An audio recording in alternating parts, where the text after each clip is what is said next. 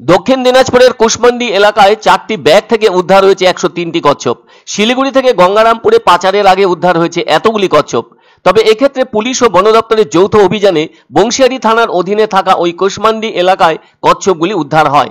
জানা গেছে পাচারের চেষ্টা চালানো 3 পাচারকারী উত্তরপ্রদেশের সুলতানগঞ্জ থেকে আসছিল গঙ্গারামপুরের উদ্দেশ্যে।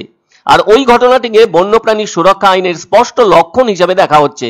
গোপন সূত্রে পাওয়া খবরের ভিত্তিতে বংশিয়ারি থানার পুলিশ ও বন দপ্তর তাদের যৌথ অভিযান চালিয়ে 3 পাচারকারীকে ধরতে সক্ষম হয়। তাদেরকে অবশ্য গঙ্গারামপুর মহকুমা আদালতে তোলা হয়েছিল। তবে পুলিশ ও বন দপ্তর অবশ্য ওই কচ্ছপ উদ্ধারের ঘটনায় জনগণের সহযোগিতার কথাও স্বীকার করেছে। রায়গঞ্জ বন দপ্তরের এক আধিকারিক ভূপেন বিশ্বকর্মা জানিয়েছেন, উদ্ধার হওয়া কচ্ছপগুলির প্রত্যেকটি স্বাস্থ্য পরীক্ষা করানো হবে, তারপর এদেরকে নিরাপদ স্থানে ছেড়ে দেওয়া হবে। বন দপ্তর ও পুলিশ জানায়, কচ্ছপ পাচারে ধৃত অভিযুক্তদের বিরুদ্ধে কঠোর পদক্ষেপ নেওয়া হবে। কচ্ছপ পাচার আগের থেকে অনেক বেশি সক্রিয় হয়েছে। আর পুলিশ এ বিষয়ে তদন্ত শুরু করে নিশ্চিত করেছে শিলিগুড়ি থেকে বালুরঘাটগামী বাসে কচ্ছপগুলোকে নিয়ে আসা হচ্ছিল। ধৃতদের মধ্যে একজন পুরুষ ও 2 জন মহিলা রয়েছে। এরা ডালখোলা থেকে গঙ্গারামপুরের উদ্দেশ্যেই আসছিল। এদিকে বংশিয়ারি থানার জোরদিঘি এলাকায় বাসের ভেতরে থাকা লোকজনেরা বুঝতে পেরে কচ্ছপ পাচারকারী সহ 4টি ব্যাগ বাস থেকে নামিয়ে দেন। তবে শুধু এখনই যে কচ্ছপ উদ্ধার হলো তা কিন্তু নয়, এর আগেও অনেকবার বিভিন্ন স্থান থেকে প্রচুর কচ্ছপ উদ্ধার হয়েছে। সবচেয়ে বেশি উদ্ধার হয়েছে রেল থেকে। হাওড়া ও শিয়ালদা রেল স্টেশনে ট্রেনের কামরা থেকে অনেক কচ্ছপ উদ্ধার হয়েছে রেল পুলিশের সহযোগিতায়।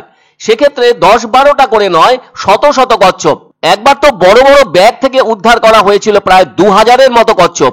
এছাড়া 1200 থেকে 1500 কচ্ছপও উদ্ধার হয়েছিল রেল পুলিশের সহায়তায়।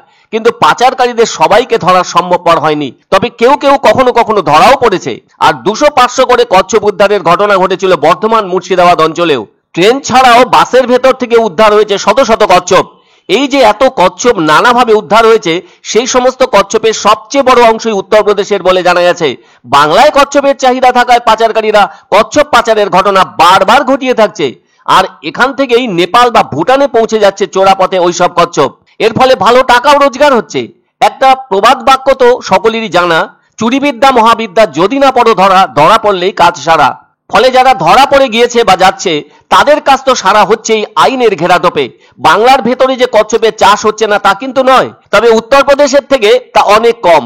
আর দেখনি, সে চাহিদা সবসময় বেশি থাকে, সেজন্য ওইসব বস্তুও পাচার হওয়ার মতো অবস্থায় আসে। কচ্ছপের ক্ষেত্রে সেটা বারবার প্রমাণ মিলেছে, তবুও পাচার আটকানো যাচ্ছে না। আর এই কাজে পাচার চক্র যথেষ্ট সক্রিয় হয়ে উঠেছে। তাই অনেকেই বলে থাকেন, যে জিনিস যত বেশি বাধা পড়ে আইনে, সে জিনিসের তত বেশি চালাচালি গোপন লাইনে। তবুও বলতেই হয়, আইনকে নরম করা মোটেই উচিত নয়। আজকে 103টা কচ্ছপ আমরা উদ্ধার করতে পারিছি। তো এটা একটা জয়েন্ট অপারেশন ছিল বংশিয়ারি পুলিশ স্টেশন আর আমাদের কুশমন্ডি রেঞ্জ ফরেস্ট রেঞ্জের 3 জনকে আমরা অ্যারেস্ট করতে পারিছি। তার মধ্যে 2 জন মহিলা আছে আর একজন মেল আছে। এক অন্য অনুভূতির স্পর্শ পাওয়া যায় রয়কো ব্র্যান্ডের গেঞ্জি ও জাঙ্গিয়ায়। তাই ছোট বড় সবার পছন্দ রয়কো গেঞ্জি ও জাঙ্গিয়া। প্রস্তুতকারক জয়মনি হোশিয়ারি, কলকাতা। আনন্দ সংবাদ, আনন্দ সংবাদ। 30 বছরের নির্ভরযোগ্য প্রতিষ্ঠান ইন্দ্রমণি রাইস মিল। আমাদের কয়েকটি জনপ্রিয় ব্র্যান্ড হলো তাজ, বরলি, খুশি ইত্যাদি। আমাদের factory outlet CG trading company, Dinbazar, axis ব্যাংকের পাশে, জলপাইগুড়ি। এখানে সুলভ মূল্যে গুণগত মানের সব ধরনের চাল পাওয়া যায়। Phone number 9547029475। পছন্দসই সেরা খাবার খেতে হলে সোজা চলে আসুন রুচিসম্মত আধুনিক মানের রেস্টুরেন্ট রাজদরবারে। কেননা এখানেই আপনারা পাবেন ভোজনের রাজকীয় অনুভূতি। শুধু পুজোর সময় নয়, সারা বছরই রকমারি খাবার সরবরাহ করাই এই রেস্টুরেন্টের আভিজাত্য। আমাদের ঠিকানা রাজদরবার, রাহুতবাড়ি, বাবুপাড়া, জলপাইগুড়ি। ধামাকা ধামাকা ধামাকা! সানরাইজ মার্বেলের নতুন শোরুম শীঘ্রই আসতে চলেছে জলপাইগুড়ি গৌরীয় মঠের পাশে নতুন করলা সেতুর কাছে।